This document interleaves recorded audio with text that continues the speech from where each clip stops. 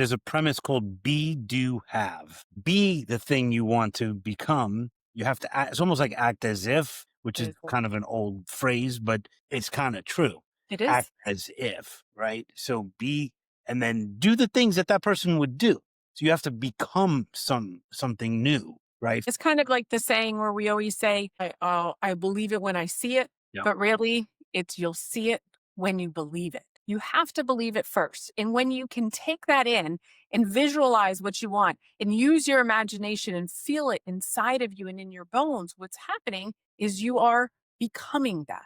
You're making decisions like you are that person. This podcast is for the rebels, The misfits, the dreamers. who really are sick of living on autopilot. Every week, we strip away the excuses, we break the rules, we give you bold, actionable strategies. So you can crush your habits that hold you back, Ditch the job you hate. build a life that you actually want to wake up to. No fluff, No permission slips, just real talk, proven tools, and a healthy dose of rebellion. to help you break free and rise higher and own your next chapter. This isn't just a podcast, it's an escape plan. If you are sick of just following status quo, you have just found your people. Hi, welcome to the 3 Seconds of Guts podcast. I'm Melissa Lewis, and I'm here with my co-host, Tom Scarda. Thank you. For a second, I thought I was on the subway. I was going to say, stand clear of the closing doors, but I'm not a subway conductor anymore. What am I doing? Right. We are here today to follow up on our last episode where we talked about self-limiting beliefs. What are they? What's the story you're telling yourself? And today we want to give some real actionable tips of if you are starting to realize some of these stories that you tell yourselves that are not serving you, what can you do to change them? Yep. And I think that it always makes me think of my parents and the stuff that they used to tell me. Like, we would be driving through a great neighborhood and we would look at these McMansions or whatever. And it's like clockwork. Even to this day, I would say, Dad, why can't we live in a house like that? And he would say, you kidding? You know how much it costs to heat that house? And like clockwork, my mother would say, who's going to clean it? And I'd be like, well, Similar. right, if you can afford a house like that, you're probably not worrying about who's going to clean your house. But Yes. that's a whole other thing. And But so that's most of the our story. self-limiting beliefs, though, are stories that have been programmed into us. And sometimes it's simple things like we notice in our line of work of helping people, become franchise owners and change their life through business ownership. We've realized that a lot of people have these stories about money, right? Money doesn't grow on trees, or you have to work really hard, or Tom, go and get a job and work for the And- same company and retire. I have a funny story. I had a friend, they were married, this couple, and there was one of those big giant lottery jackpots that were coming up, and they bought a couple of tickets, and the guy, my friend, said, wow, imagine if we win, this is going to be awesome. And his wife said, we'll be able to get the apartment painted. I'm like, okay. Talking about small-minded thinking. Right. That's how she grew up. It's kind of sad when you think about it, but that's how it was. And I know a personal story. When I was a kid, probably 10 years old, my parents were buying a new car. Well, it was new for us. It was a used car. And, I'm going back 40 years ago, 50 years ago, maybe.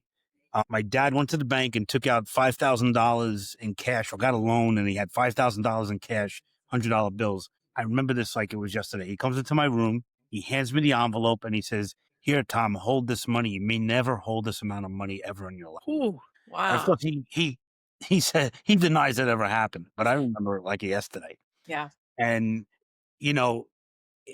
that was his self-limiting belief put on me as a child. Right.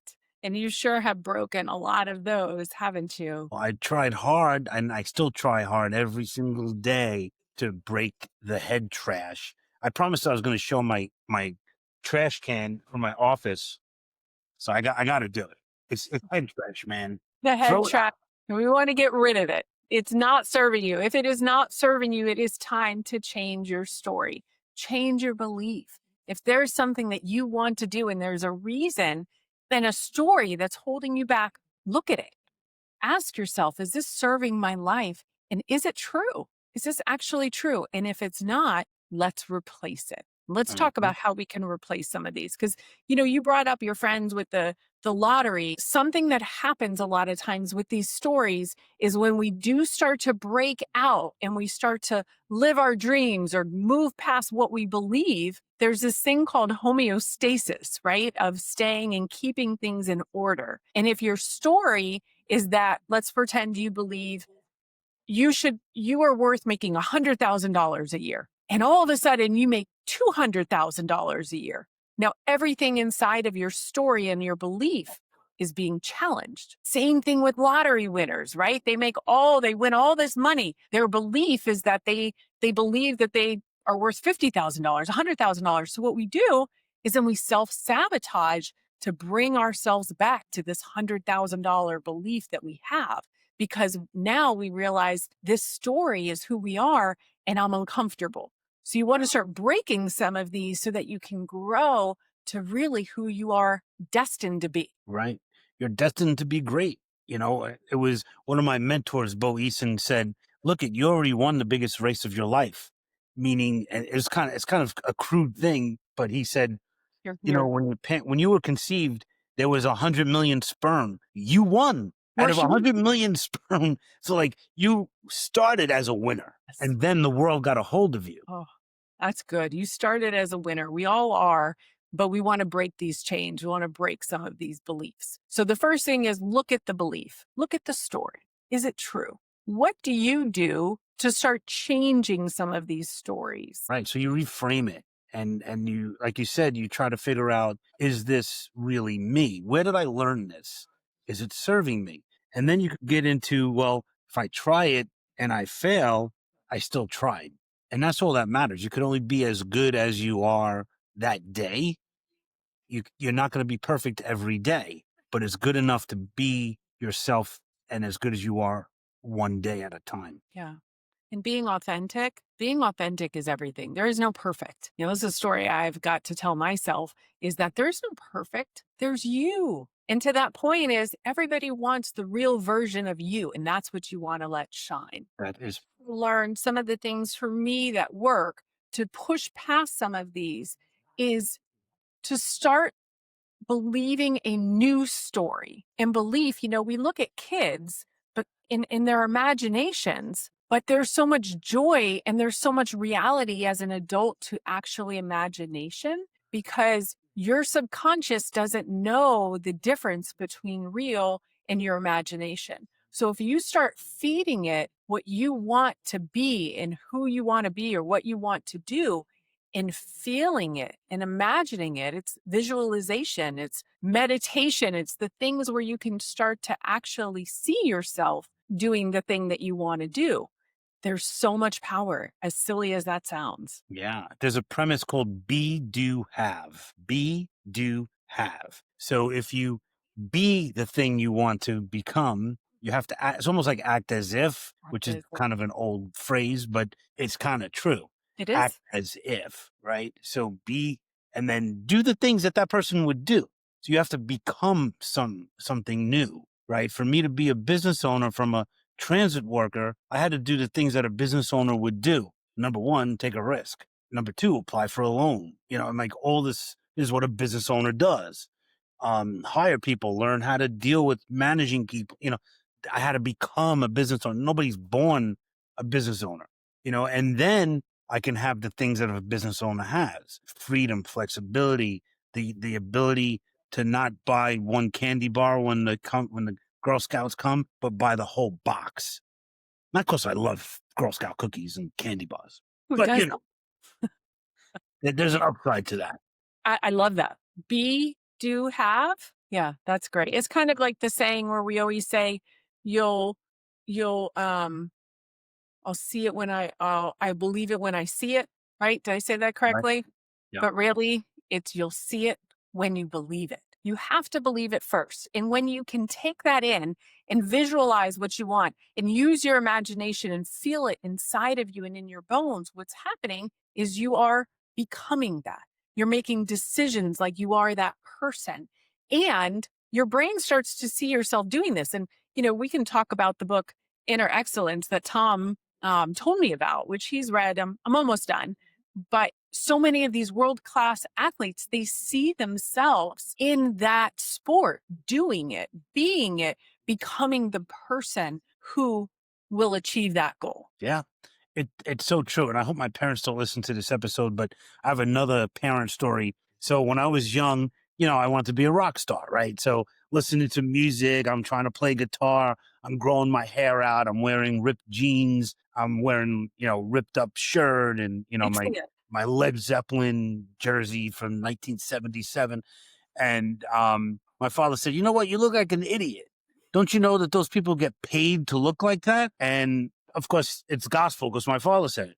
But as I got older and I actually met rock stars, I realized that you look like that and then you get paid, right? Yep. So if you're going to be like a straight person, wearing a bow tie and you could play the meanest guitar, it, you're not going to be taken so seriously on the circuit. But if you look like a rock star, you'll have a better chance getting in the door. So you have to be it, You have to be it, right? believe it. And And then you have sometimes, we've all heard the fake it till you make it, which really is saying become that first, right? Become it. If you have to have this picture and use your imagination to become who you want. And I can tell you stories of, being a little girl and my imagination was really strong, but I always wanted more. I wanted to break out. I wanted to, become financially independent. I wanted to do all of these things. And I remember dreaming about them as a kid. But when they happened, it almost felt like I had already been there. That's so true. There was a great golfer, and I forget who had said it, but he made this incredible putt. Like it was impossible, 25-foot putt with a hill, and but he made the putt. And and after the game, he was interviewed, and they said, "How did you do that?" And he goes, "I made that putt 1,000 times before." In his head. It's like, Yes. wow, Yes. in his head. I really And that believe that your brain is telling you things all day long, right? And we've talked about this before that if you have positive and negative, why would you choose negative? So, one of the things that you can do to rewire and reprogram that to get away from the negative is to use mantras. And I've used mantras since I was 22. My main memory of that is I shared with you I was moving, Florida girl moving to Chicago by myself to live in the city and get a job with Xerox. And I was scared out of my mind. I could not. I almost didn't want to do it because I was so afraid. But I had believed that I was made to live in Chicago and I was going to do it. But I was so scared. I finally said, you have to change this fear. So my mantra 25, 6 years ago, which I still use sometimes today, was bigger and better things. Every time I would get scared, I had to remind myself I was doing this to go to the next level, to get something bigger and better. And to this day, I still use that bigger and better things. It's a recentering exercise for me. and that's awesome. But what made you think you deserve that? You know what I mean? So you have to start there. Like you had this 3 seconds of guts, not to make the move, but to decide to make the move to Chicago. Yes. It took 3 seconds of guts to do that. And you had to tell yourself that mantra in order to, buy the plane ticket and tell your parents and Pack up, move. and actually do it. The actual doing it is not the hard part. It's It's the making the decision. decision to do it. It's the decision. Yes. It's Mhm. totally the decision. I remember also you have to look for evidence to disprove your belief. And sometimes you got to really search for it. But in the book Can't Hurt Me by David Goggins, a Navy SEAL, he talks about going back to your cookie jar to learn how to get to the next level. And what he means by that is that you've done things in the past that, gotten over a hump somewhere in your past. It could have been, buckling down for a test and you ended up passing it and you thought you were going to fail. I mean, it could be anything, but you got to go back and say, you know what? I've done stuff before, just this week, Melissa and I were on a Zoom call with some high level kind of Senate people. They're regulating the franchise industry, whatever. Yeah. And I was called on to say something. I was shaking, literally shaking. And then I said to myself, I've spoken to rock stars before. I've spoken to politicians before. Why am I freaking out? You've So been I on just stage speaking to hundreds of people before. Yeah, I've done that kind of stuff. So I just hit the unmute and I just did it. Did you take 3 And seconds of guts, Tom? took 3 seconds of guts to get there. I had maybe it was 5 seconds of guts, but it, but and when I finished, I felt exhilarated. I was like, man, I did that. Did that. Awesome. Right. And nobody knew, I mean, I got a couple of congratulatory emails after that for speaking up, but, no one knew that I was nervous, but I thought I was going to puke, faint. I don't know what was going to happen. I think that's the key is being courageous does not mean you get rid of the fear. It means you act anyway. You act when you're afraid. You do it scared. You still do it. The feelings will still be there. And sometimes they'll go away and sometimes they won't. Like, I don't know if nerves really go away for a lot of people, but they learn to act and know that the feeling, it will pass. It's a part of it. It's the action is the antithesis to that, or the antidote to that. The antidote. Mhm.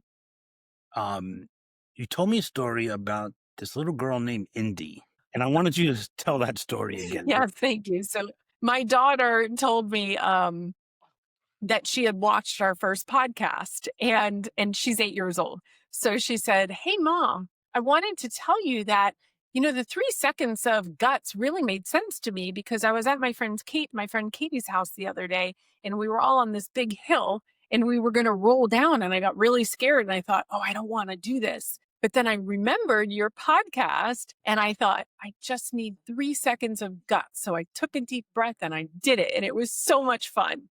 I was so excited because that's it, right? That's all I want to learn and to teach, excuse me, is that yes, we're still going to be scared. But if you can take that 3 seconds and take a deep breath and know the reason we want to look at other stories, like you said, is because we want to know that other times that we acted, we're okay. We were still okay. Amazing. Um, and there was another thing that I've been thinking about all day, and I want to remind you about your Tony Robbins experience, walking on fire. Walking on fire. Yes. So Tom and I have both walked on fire many times, right? Um, Sometimes when we have an experience, I don't know if you've noticed this. Actually, you should tell the story about your franchise, your first franchise and your second franchise. The second time you do something, it can be scarier than the first time, especially if the first time didn't go well, or if you have already done it, the second time seems scarier. So the second time that I walked on fire, I had a lot more fear and I wasn't ready for it because I had already done it. So I wasn't taking it as seriously. So right before, and Tony Robbins gets you in state. He gets you ready to walk on fire. He has mantras and energy, and he works with you for.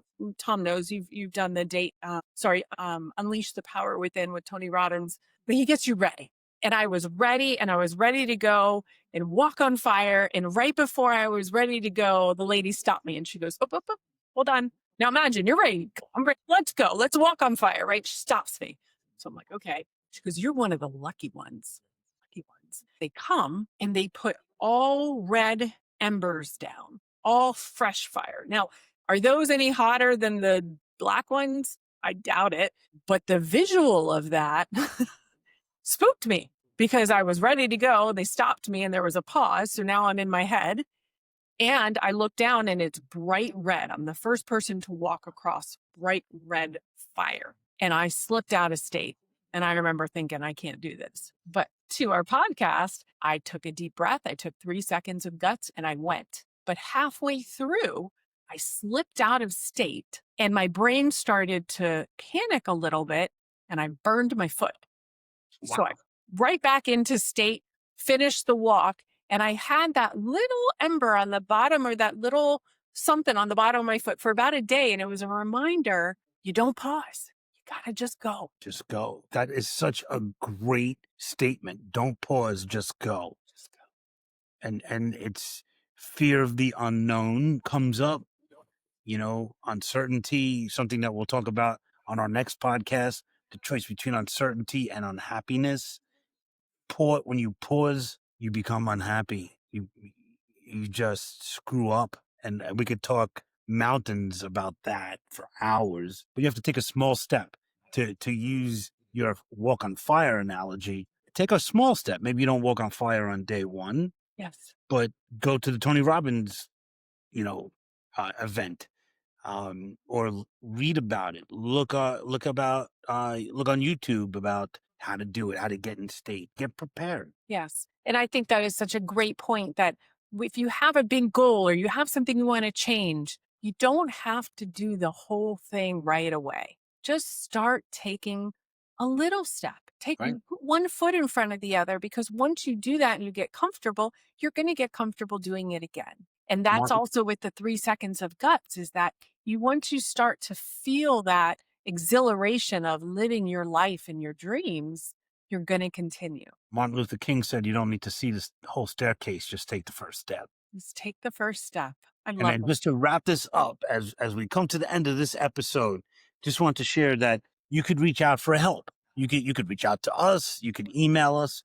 Um, you could hit us up on LinkedIn, whatever you'd like. But if not, go get to a therapist, get to a coach. And the best thing you could do that's free and right in your house is journal. That's a great one. The journaling, visualization, all of that are great tools. We are here to help you. If there's things you want us to talk about and explain more about the 3 seconds of guts, leave us a comment, like and subscribe. We really appreciate you guys. And thank you so much. Tom, thanks so much for a great episode. No, thank you for your stories. This has been phenomenal. Can't wait to the next one. Me too.